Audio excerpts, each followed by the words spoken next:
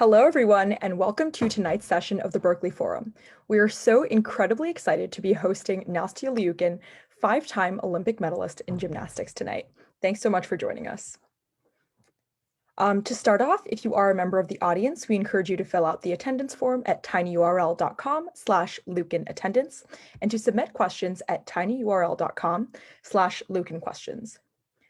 Before we begin, the Berkeley Forum would like to take this time to acknowledge that our events in UC Berkeley's campus sit on the territory of the Ohlone people and that we benefit from the occupation of this land. It's important to us that we recognize this history out of respect to the Muwekma Ohlone who are still present in Berkeley and the Bay Area. For more Native education resources on campus, we encourage you to look into the Centers for Educational Justice and Community Engagement. Thanks so much. And with that, I'd like to invite up the event manager for this evening, who worked really hard to put this event together, Ritisha Yuvaraju. It is my pleasure to introduce our speaker for the night, Nastia Liukin. Nastia won 5 medals at the 2008 Olympic Games in Beijing, including the coveted all-around gold medal. She's since been inducted into the International Gymnastics Hall of Fame, USA Gymnastics Hall of Fame, and recently the United States Olympic Hall of Fame. After retiring from the sport at the age of 22, Nastia set out to make her mark on the world beyond her athletic career. She began commentating with NBC, solidifying her position as one of gymnastics' best analysts. She started a digital platform, the Muse Collective, to provide tools, resources, and community to those who otherwise may not have had access to such opportunities. She created and designed sold-out gymnastics leotard collections, and she founded one of the most coveted Olympic qualifying events in gymnastics, the Nastia Liukin Cup. Tapping into her loyal fan base she has cultivated over the last 12 years, Nastia launched her influencer business, which has led to collaborations with world-leading brands and retailers. Recently, Nastia parlayed her love for beauty and skincare into a collaboration with the national beauty brand, creating a product that is currently sold throughout the US, Europe, and Australia. This upcoming year, Nastia will head to Tokyo with NBC to commentate the women's gymnastics events throughout the Games. And with that, I would like to welcome our speaker, Nastia Liukin, and moderator, Ankita, to the virtual stage. All right, thanks for coming, Nastia. We're really excited to have you here. Thanks for having me. And before we get started, just as a reminder to the audience, if you want to ask Nastia Liukin a question, please submit it to the audience Q&A form linked in the video description. All right, just to get started, so you've been involved in some aspect or another of the gymnastics world for almost your entire life, whether that be through competing yourself or through commentating on the sport. What factors, if any, went into your decision to pursue gymnastics professionally? Well, I guess when I started, both my parents were gymnasts. My dad competed at the '88 Olympic Games and won 2 gold and 2 silver medals. And my mom was a rhythmic gymnast and a world champion. And so as the only child, I think I was born with a little bit of, gymnastics in my blood, I guess you could say. But I was born in Moscow, Russia, and we moved to the United States. My parents really just had this dream, and their dream was to open up a gymnastics school one day and to coach their own athletes, to becoming world and Olympic champions. They never had imagined in a million years that it would be their own daughter. And that was really never their goal or never their dream.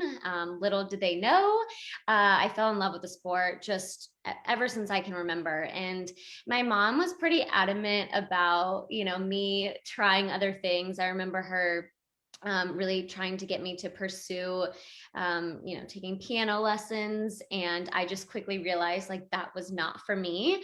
And I feel like I truly have so much respect for musicians and people that do play instruments, because I was frustrated and just kept thinking I'm missing time in the gym. I just want to be back on, the beam or bars or whatever.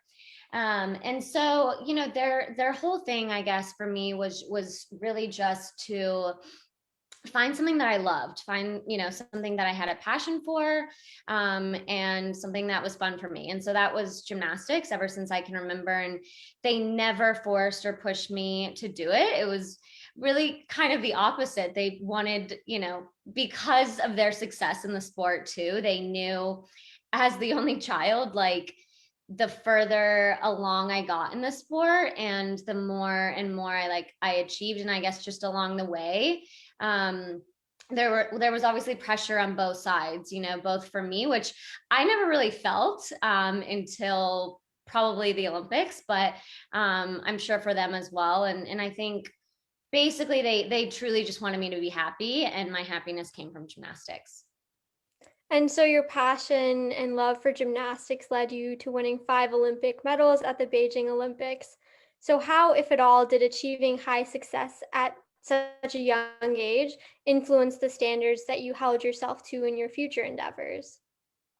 Well, I think like any activity or sport that you do, especially like on the professional level, it just teaches you so much more than, just being able to flip on a beam that's 4 inches wide, or, do a cool trick on the floor. Like there's so many life lessons beyond just, competing under stress, under pressure, how to deal with your nerves, time management. There's so many things that the sport of gymnastics truly taught me. And I feel like that I'm able to now apply into my life now. I don't train anymore, but I used to train 7 hours a day, 6 days a week. And so, I work out now just to like live a healthy lifestyle, but even like little things of, if I don't feel like, doing my workout that day or going to Pilates or whatever, I kind of remind myself like, okay, even when you were super tired and very sore training for the Olympics, you still pushed yourself to go to, training for 7 hours that day. So like you can get through this 55-minute workout class. So I think a lot of it's also perspective. But I think also just being able to deal with adversity and deal with moments where, things don't necessarily go your way, because like, yes, I am so fortunate and lucky that I was able to, achieve one of my quote unquote, at the time being 18, my lifelong dreams, and winning, the Olympic all around gold medal. Things also like didn't always go my way. And I think it's really important to be able to push yourself through those moments, because those are the moments that you actually learn a lot more about yourself and life in general, as opposed to the moments where, you're literally or figuratively on top of the world and like things are going your way. So the sport itself just taught me way more than just beyond the physical, I guess, elements that I was able to learn throughout my career. Yeah, and you mentioned this a little bit, but we've all like faced numerous like setbacks and failures like throughout our life. So what lessons, if any, did you take away from the failures in your career? Yeah, it's so interesting because, and I've told this story multiple times, but I feel for those that have heard, I apologize if you haven't. But winning the Olympics was obviously something that made me realize lessons such as, if you work hard every single day and if you set a goal for yourself, then anything really is possible, and not quitting or giving up when times are hard or on a bad day. But truly the defining moment of my career was the moment that was one of the biggest failures of my career. And I feel like when I tell the story, people are like, okay, this can't be. But like, so 4 years later, after I won the Olympics, I decided that I never really fully retired after the Olympics. I always thought it was just like so weird that, you can achieve one thing or go to one Olympics, and so many athletes, and especially in a sport that is very short-lived, especially being a female in the sport. So, back in the day in 2008, you kind of like the peak age was like 16, 17, and I was 18, almost 19. And so I was quote unquote like already old and over the hill, and had too many injuries and all of that. And so, but 4 years later, I was just basically, I still had the drive, I still had the passion, I loved the sport so much. And so I had this like vision of the next Olympics were in London in 2012. And I knew that I would be there one way or the other, whether I was competing, whether I was working in some capacity, or whether I was just there, cheering my teammates on. And so the thought of regret was something that kept me up like all night and all the time. And even to this day, like I never want to, I guess, live my life with regret. Like I feel like you're better off trying and not achieving something, or I guess failing. I don't necessarily consider something like that a failure. I think it's just a lesson that you learn from. So I told my dad, who was my coach, basically my whole career, that I wanted to try, because I didn't want to be in London thinking, what if I just would have tried and given it my all one last time. And it was a little harder at 22 than, at 15, 16, 17, 18, and made it all the way to Olympic trials. And if you guys are watching and you didn't see this, or you haven't seen like a clip of it, or it's like, I get tagged in it so often where it's like this like meme thing now, but you can YouTube it. Wasn't funny at the time, but now looking back at it, I can laugh a little bit. But on my best event, which was the uneven bars, and that's where I kind of knew that the team really didn't need any help anywhere.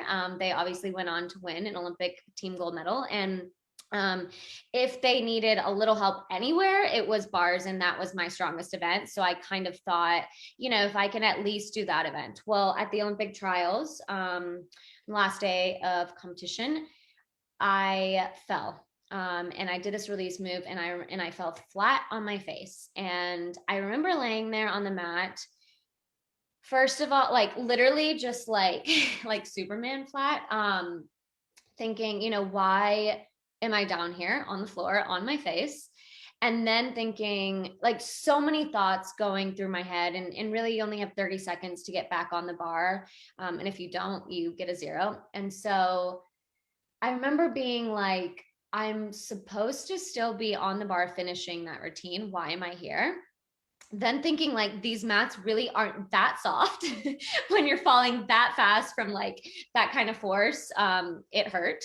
And then thinking, wow, this is so embarrassing. And I was so mortified, and I just wanted to like walk off the podium and crawl underneath the podium. And then I just like remembered what, my parents had always taught me, was that first of all, you always have to finish what you've started, no matter what. And so in that moment, my dad, who, was right there, and so many people ask, like, why didn't he catch you? Because he was like standing there. And I feel like you don't fully understand until you've been in a coach's shoes, and not that I'm necessarily a coach, but kind of being on the other side of things now. You have like a millisecond, whatever that might be, to decide if like you're gonna like go catch. And so when I went to grab the bar, it was like I was like there, but I wasn't. And if a coach touches you in the middle of your routine, it's essentially, the deduction is essentially the same as a fall. So he was like not wanting, he like didn't know, and everything happened so quickly. So long story short, and as soon as I like fell, like you're already down, like you don't have a second to even think. And the first thing you're taught really in gymnastics is how to fall. So fell completely flat. And I remember my dad, the dad instinct came out in him, and he was like, you can be done. Like he just kind of wanted me to be safe and, not get injured. And I was like, no, absolutely not. I have 30 seconds. You always taught me, you always have to finish what you've started. And so got back up, finished my routine. I landed on my feet on my dismount, and knowing in that moment that my, dream and goal of making my second Olympic team was now over. And that's and then my career was kind of over too, because I had said, like, whether I make this Olympic team or not, I would be finishing my career by the end of that year, and moving to New York and starting school at NYU. And so it was like this moment of like so many emotions and so many things happening. And as soon as I walked off the podium, I remember standing there and looking around the arena, and all of a sudden 20,000 people started like standing on their feet. And I was like, oh, I wonder who else just went like on vault or beam or like another event and had like the best routine of their life, and they're well on their way to making the Olympic team, and no one was going. I was last. So it was very confusing. I'm like, that was, this was my first standing ovation of my entire career for the worst routine of my entire career. Like, people shouldn't, in my mind, I thought people shouldn't even be clapping or cheering or supporting me, because I always kind of thought that, in order to be supported and loved and cheered for, you had to be the best. You had to win a gold medal and all of those things. And so that's the reason that moment became the defining moment of my career, because it just made me realize that we will never be defined by our accomplishments, whether we win or lose. We will never be defined by a job title, a salary, a relationship, any of those things. Like, that is not what we are defined by. And so I feel like it took, that face plant for me to kind of like realize that. And the second that I did, it was like my entire life kind of just shifted, because all the way up until that moment, and it's not like someone told me this, like I just had this like idea in my head that, people were only, going to love or support me if I was the best. So that is kind of what I learned from that day. And I still, to this day, like, did I want to make that Olympic team and compete? Absolutely. But I don't consider it a failure. I feel like it was more so a learning lesson for me, and, became the defining moment of my career. Thank you for sharing. And you mentioned how you were just 22 in the Olympic trials, and the norm in the sport is usually for female gymnasts to retire in their late teens or early 20s. Given that kind of like status quo in the sport, how did you approach your gymnastics career? Well, I was so lucky. My dad, as I mentioned, was my coach. And so I was very much a different type of gymnast, in the sense of I was not strong. I was not powerful. As I also mentioned, my mom was a rhythmic gymnast. So for those of you that are watching and don't know, like, they're normally super flexible, more like artistic and graceful. And so I definitely got that side of things from her.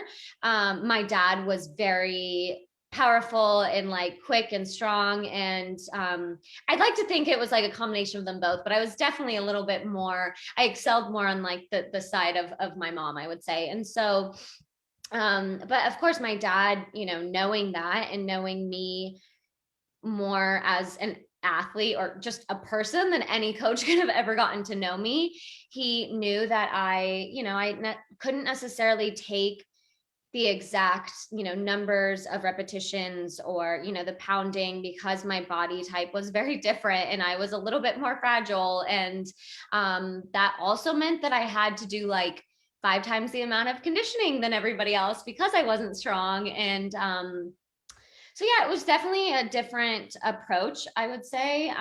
But I also think every single person is so different and so unique. And so that's kind of what makes like a great coach. Like, obviously when you're part of a team, you do a lot of things together and you do a lot of team kind of things. But I also think, growing up through the elite level, it has to be a little bit personalized, because we are all, so different as humans, as athletes, and everything. So give a lot of credit to my dad, basically. And like, so growing up, performing in elite gymnastics competitions, you've been in the media spotlight for a lot of your life. So how, if at all, has the publicity affected the way in which you presented yourself to the media? Yeah, I think kind of going back to the beginning, I didn't ever do gymnastics for, it to become a career, or to get anything out of it except for true passion and love for the sport. And so winning the Olympics was obviously a dream come true, but I wasn't prepared for that moment. Like, no one really teaches you like what's going to happen, or like your life is truly going to change forever in mostly in the best way possible. But of course there are moments that I understand that having, being in the spotlight and having a platform, and especially now with social media, I understand I'm the one putting myself out there. But it doesn't make it any easier to get, hateful messages or comments or whatever on a daily basis. I mean, every single day, like without fail, like there's something negative or something hurtful. And no matter how thick your skin is, we all still have hearts. And so even though like you don't know these people and you try so hard to not let those words affect you, like at the end of the day, we're all humans, and words are such powerful things. So I think that's probably been the hardest part for me, is just like, I just did gymnastics because I loved it. And yes, like, don't get me wrong, I'm so thankful and fortunate that, the life that I live today and the career that, I have now is because of gymnastics and all of the years of hard work, I guess, that I put into. But also at the same time, it's like such a great learning lesson, I think, for me, because seeing it on a day-to-day basis is just like, it's not easy, basically, and putting yourself out there. But I think my dad taught me, not really even taught me, but I guess just the way that I grew up and the way that I was raised, like I have never felt that, I'm hiding anything or doing something wrong. So I don't know. It's like I'm just living kind of my life. And so I know now, when social media started becoming a thing and being in my early 20s, and it was as your parents kind of tell you, like now everybody kind of is like a news outlet, essentially. If someone takes a picture of you, like it can be out there, and it doesn't have to be like like someone from the newspaper or anything. Like anything can go viral, as we all know, right? And so as scary as that can be, I've just always felt like, you live your true life, and then you don't have to go to sleep worrying. And look, I'm not saying like that I'm perfect or anybody is perfect, but I think just, sticking to what, your values and your morals are, makes it like at least a little bit easier to, not be like so stressed out about living in kind of like a bubble of social media, or being in like somewhat of a spotlight, I guess. And especially with social media now, some would say that female athletes are over scrutinized in the media in many aspects, including body image, public persona, and views. So how, if at all, has this impacted your experience in the media? Yeah, I mean, I totally agree with what you just said.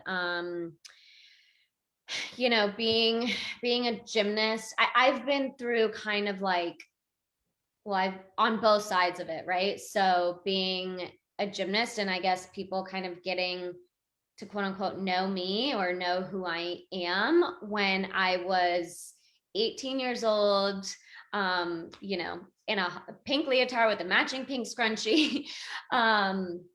And very much like not fully developed. And then right after the Olympics, for the first time in my life, taking, more than 2 days off and going through what every girl goes through just a little later in life, and not training 7 hours a day, 6 days a week anymore. And so it was really hard, because that was probably the time in my life where I had, social media wasn't really a thing, but it was just being in the spotlight and, having events and red carpet events and TV shows and all of that. And that's kind of when I feel like the hateful words started. And like looking back, like, yeah, of course my body was changing and I was going through so many different things, but like things that every single person goes through, just like not in the spotlight. And so, basically people, saying like that I was fat and what happened to, the girl in the pink leotard that just won the Olympics. And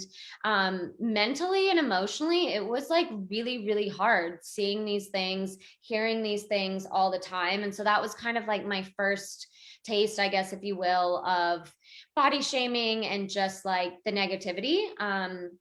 And yeah, and then like as your body just kind of like adjusts to not training 7 hours a day anymore, and then obviously I started training again. But the second time around when I retired, it was like a little bit easier. The transition was a little bit easier for me, but still, even like now, I don't necessarily like work out every single day. And just given, I guess, my genes, and like if my parents are just very like my mom and I are just very similar. She's taller than me, but like we have the same body type, and we're not really strong, and we both like not make fun of ourselves, but we're like, yeah, we're both more into like yoga and Pilates, and not running or like doing a lot of weights and stuff. And so now I get it like pretty much every single day that I could use a burger or fries, and I'm like, I love burgers, I love pizza, like whatever, like, but I think it's like hurtful in the sense of like, this is just who I am in my body. And so I think having like experienced it on both sides of like the fat shaming, the skinny shaming, just like, I think it has made me just realize why are you focused on that, right? Like if that is your biggest concern, like you either need a hobby, you need something else to focus on. And I think the people in my life that, that I know and care about me and my family, my closest friends, and the people on my team and in my circle, like if there's ever a moment that they're like truly concerned, like they will tell me, And so I think it's just I'm starting to realize too that like it's so easy to sit behind a computer screen or a phone screen and just type or say like hateful or harmful words, and that's just not okay. So I guess like just being an advocate towards you know being nice. Like it sounds like so silly, but it's just like, just be nice. It's like, and if you like, I feel like what all of our parents have always taught us was, if you don't have anything nice to say, don't say anything. So yeah, it's been like a big learning lesson, and I thought, when I turned 30 I would have learned all the lessons, but I'm still learning every single day. And I think also like at the end of the day, knowing that you never know, you might think someone through following them on Instagram or whatever platform you follow someone on, but like those are just like really pretty curated images that you see, and it's just like a little bit of a glimpse into my life. Like that is not my everyday life. Like don't wake up like in a very put together look, outfit, hair, makeup, like all those things.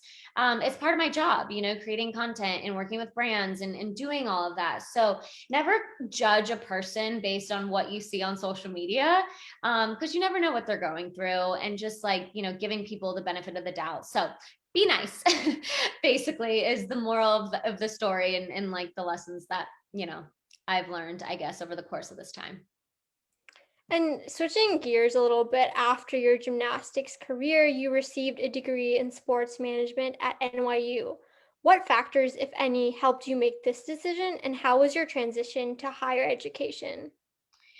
Yeah, so I took about, I guess going back a little bit, my dad always told me ever since I can remember, probably when I was like 9 or 10 years old. So, wasn't an elite gymnast, wasn't on the national team or anything, but I remember specifically one day in the car, he said, can you promise me one thing? And I was just like, when your parent says that, you're just like, yeah, sure. And he said, you never know how far your gymnastics career is going to take you. So promise me, that you'll get your college degree at some point, because an education will stick with you for the rest of your life. And, being 9 or 10 years old, you're just kind of like, okay, sure. Like whatever you say, dad, whatever you want to make your parents happy essentially. And, but it stuck with me, forever, obviously. And I think, it became more and more relevant to me, as I graduated high school the year before the Olympics. And, at the time, gosh, it's been a while, but whenever you apply to college, whatever year that is in high school, I remember, most of my friends were all gymnasts and we all went to school together. And so a lot of them were off to, their scholarships or colleges that they would be representing the university and competing on the gymnastics team. And I was kind of like one of the only ones in my little group that wasn't going to be doing that, because I would obviously be staying here, training for the Olympics that year. But I had applied to SMU and had gotten accepted. And so, I let them know that I would have to defer and wait at least, till 2009, basically till after the Olympics. And they were fine with that. And so after the Olympics, I wanted to start like school right away because I already felt behind, and all my friends were, already a year and a half, whatever, into college. And they would come home over the holidays and I would hear all their stories. And I totally felt like I was missing out a little bit, but then I always, I remembered that you can go to school and get an education and get your degree at any age. And unfortunately, gymnastics is so short-lived that you can't do it forever. And so I did about half a semester at SMU here in Dallas. And this was like literally a few months after the Olympics, and I was traveling nonstop and, had all these obligations that I had to fulfill contractually. And so I decided that it was probably not the best time for me to go to school, because I really wanted to, give all of my effort, time, energy, everything into getting this degree. And it was important for me as well. And so by the time, that I started thinking about school again, I decided that I wanted to move to New York. I always wanted to live in New York at some point in my life. And I just kind of felt like now would have been the best, or then would have been the best time to do it. And so applied to NYU, and I got accepted. And then they said, oh, wait, we just realized that your SAT and ACT scores are actually expired. Because apparently they expire after I forget what it was, between 5 and 7 years. And I was like a few months short or whatever of that. And so I had to retake the SAT and the ACTs, and I hadn't been in school in 5 or 6 years. And I know you guys remember this, because it's that's at least for me, one of the most dreading, something I dreaded the absolute most. I would have rather trained probably for 10 hours that day than go take the SATs. It was just the thought of studying for it in the big book that you get, and you're like, what, how do I read all of this? And so yeah, I had to, and they said that if I wanted to start when I wanted to start, I'd have to take, the last one basically was the following weekend. So I just didn't do anything but study for 10 days probably. And needless to say, it went okay. And yeah, it was just, those were some of the best years of my life. I absolutely loved living in New York. NYU was, I thought in the moment, I thought I, wanted to stay in Dallas and go to SMU, and obviously a great school, but NYU was something that I had dreamed about. And yeah, it was just, it was amazing. I met my best friend Jenny there, and just, yeah, some of the best years of my life. And being able to study sports management, something that I, was such a huge part of my life, but I also realized that there was so much that I didn't know, and taking, things like taking a few law classes and, going through so many contracts on a weekly basis or whatever, being able to at least just like know some of the terminology instead of just sending it off and, you know, hoping and crossing your fingers that someone has your best interest. And obviously now I know that, you know, the person doing all that does, but when you're that age, like you don't really know. So, yeah, NYU was great. And I just feel like it also was the perfect transition into, you know, just figuring out who just Nastia was, not Nastia Liukin, the Olympic gold medalist, or, you know, the gymnast or any of those things. And it was a very scary transition and I was very lost, but I feel like New York and NYU and my friends there and just kind of rediscovering myself, it was exactly what I needed. Thank you for sharing. I think we're gonna move on to audience questions now, but thank you for answering all my questions. Of course. So just to start off with, Anonymous asks, what's your favorite gymnastics performance and why? I guess of mine, right? Yeah. You know, obviously I shared when I fell on my face. I don't necessarily know if that was like a personal favorite. I think it was, there can be many different favorites, but that being one of my favorites only because of the lessons that I learned in that moment. But I think also, let's see. I mean, during the Olympics, you know, being able to finish my floor routine and know that was my last event and kind of know that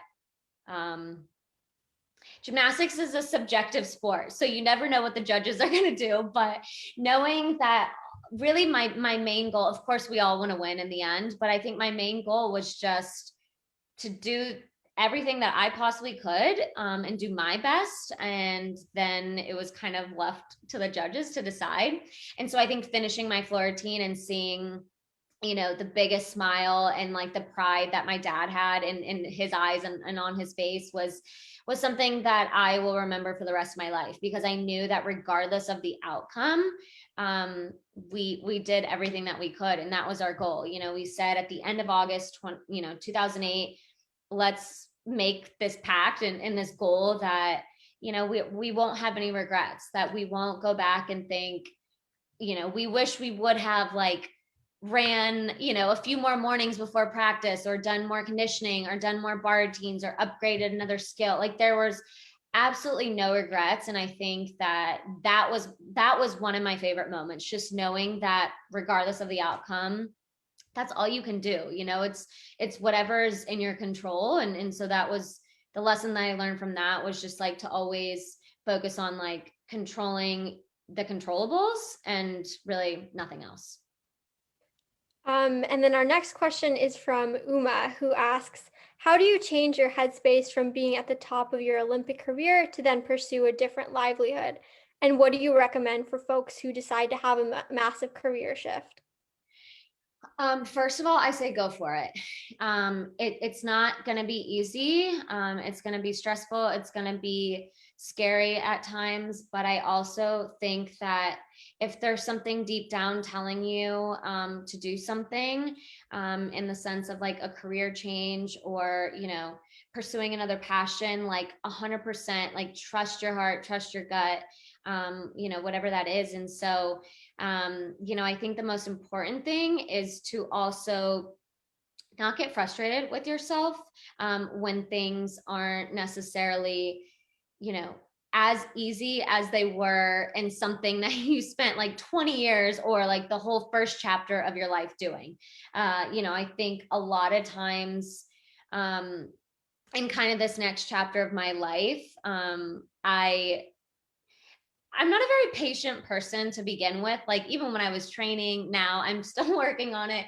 But I think that, you know, trying to have a little bit more patience and grace with yourself, because, you know, you're starting something new. And I think it's also important to know that it's okay to not know what you want to do. You know, there was a lot of time where pretty much like throughout like my 4 years in New York, like I had just started working with NBC and commentating a little bit, but I didn't really know what my passions were, because for so long it was gymnastics. And I felt like I was defined by that. And as much as I loved the sport, I hated that I felt that a thing in like this sport and like something was defining who I was as a person. And I felt like I was not worthy and I was like nobody without that. And all of a sudden I didn't have that in my life. And so then it made me kind of think like, okay, like, then am I even worthy of like just, and this sounds like so crazy, but like of just being, you know, a person, because who am I without that in my life anymore? And everybody like defined me as that. I defined myself as it. So I think even if you don't know what you want to do, or, you know, you don't know what that next step is, like just knowing that like it will come and having some patience and trying to figure out what it is that you love, what brings you joy, happiness, passion, because that's the most important thing, to like start from that. And switching gears from like gymnastics a little bit, Jocelyn asks, after doing so well during the Red Nose Day event, would you ever consider competing on the regular season of American Ninja Warrior? No chance. um Never say never, I guess, but gosh, strength is like really not my thing, and doing so yeah, I guess never say never, but it's not in like my near future. I think I did very well on it because of my gymnastics background. When I got the like email to do it, it was a few months before, and I was like, you know what, great, this is going to give me, so I think as athletes and maybe just like humans in general, I at least tend to do well when I have like something I'm training for. I do enjoy being active and working out, but not necessarily to like that degree unless I'm training for something. So I kind of, told myself like, oh great, this will give you something to like really feel like you're training for something again, like the Olympics. And I was working out a little bit, but not like training like I probably should have for Ninja. And all of a sudden it was a few days away, and I was like, okay, I was like, this is gonna go like one or two ways, like either like embarrassing bad, or I'll be pleasantly surprised, hopefully the second. And yeah, I literally think that it all had to do with, the amount of hours and time that I spent doing bars. The uneven bars were like my best event, but also I think the event that I spent the most time on. Like I feel like everybody in our gym here in Texas, like we always spent a lot of time on bars, and it was all like almost muscle memory. Like the people that I did the show with, like I was trying to explain them, like, so in gymnastics it's like hollow arch kick and it's like a tap swing, and they were all just kind of like doing weird movements and like trying to use more of their muscles and strength. And I was like, no, you guys, like swing. Like I was just trying to explain that, and it's so hard if you've never done it. So yeah, basically probably not. But it was very fun, and it was for a great cause, and I enjoyed doing it. I did surprise myself, but something I'm proud of, but not something I'm like super passionate about like pursuing. Richard asks, what is one bar skill for men's artistic gymnastics that you would love to see competed in women's artistic gymnastics? Oh gosh. Okay. So I did this. My dad competed this skill. And I did it a few times. So we have at our gym like for those of you that don't know gymnastics very well, if there are any gymnasts watching, you're like, okay, yeah, we get it. But so in girls gymnastics, we have like the uneven, they're called uneven bars, but there's two bars. But basically when you're learning new skills, we do like the single bar, and sometimes it's over a pit. And so that's where I would learn a lot of my new skills. So anyways, the skill is called a Jaeger, and like a laid out Jaeger with a full twist. So my dad competed it, and I just thought it was the coolest skill ever. I was always like a dream skill of mine to do. Never competed it, but I did it a few times. I think this will be our last question for the sake of time, but Anonymous asks, during parts of your career where you had great uncertainty, what was your mantra and how did you keep yourself motivated? Good question to end on. I keep saying how my dad was my coach, but my mom was very much, we always called ourselves, like, it was like this triangle, and it was like Team Liukin. And so it was like, I was the athlete, my dad was the coach, and my mom truly held us all together.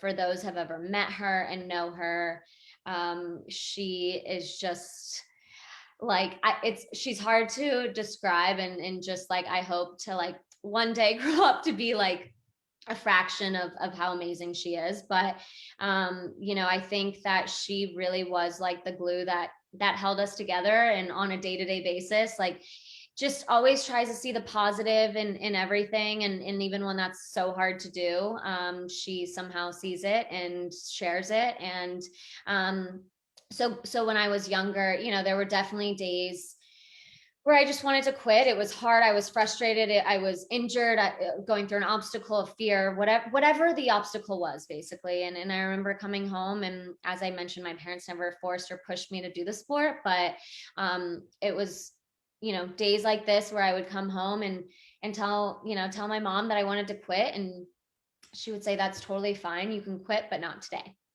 And she would say, you have to go back to training the next day and the next day and the next day until you just have one good day. And someday, sometimes that was the next day, sometimes it took days or weeks or whatever it was that I was going through. And because moms just like know us best without us even having to tell them, like, you walk into the door and they just somehow know if something's wrong or you're in a great mood. And so I'd come home every single time. I'd come home after a good day, and she was like, "Okay, great. Like, you can quit now. We'll enroll you back into public school, find another activity that you like to do." And I was like, "I don't know what you're talking about. I never said I wanted to quit." So the moral of that story, and something that she kind of like taught me, that even to this day, in business and work, like in every kind of angle of my life, I think about that and I remember it, and it was just, you can never quit or give up on a bad day. Thank you for sharing. That's all the time we have, but thank you again for answering all our questions. I'd now like to invite our president, Aparna Iyer, back for some closing remarks. Wow, thank you both so much for that incredible conversation. A huge virtual round of applause to Nastia Liukin and to Ankita, our moderator for the evening. We're so glad to have, started opening up the semester with this event. Now, at every single forum event, we design a custom poster for the speakers. So, and this event is no exception. And for you, Nastia, this one was designed by Samantha Kim from our communications team. So we hope that you enjoy it. Thank you. So cool. Of course. And to our audience members, thank you so much for coming tonight. We're so glad to have you at a Berkeley Forum event. We do have some more upcoming events. Later this week on Wednesday, we'll be hosting Helen Slotia, a lawyer and environmental activist. So that'll be on February 3rd. And later on February 11th, we will be hosting Marianne Williamson, a 2020 presidential candidate. So make sure to look out for those on our Facebook page. In addition to that, if you're interested in joining the Berkeley Forum, we are currently recruiting. So our applications are currently open and they will be due this Friday, February 5th at 11:59 p.m. Pacific. Lastly, thank you so much for coming out to this event. If you have any feedback about our events or want to suggest a speaker, you can fill out our feedback form at tinyurl.com/forumfeedbackspring21. We encourage you to like our Facebook page for updates to see what we're doing, and to visit our website at forum.berkeley.edu. And lastly, if you do want to help support us, any amount, if you're willing and able, goes to putting on more of our events. So our Venmo handle is right there. Thanks so much once again for coming, and we hope to see you at another Berkeley Forum event.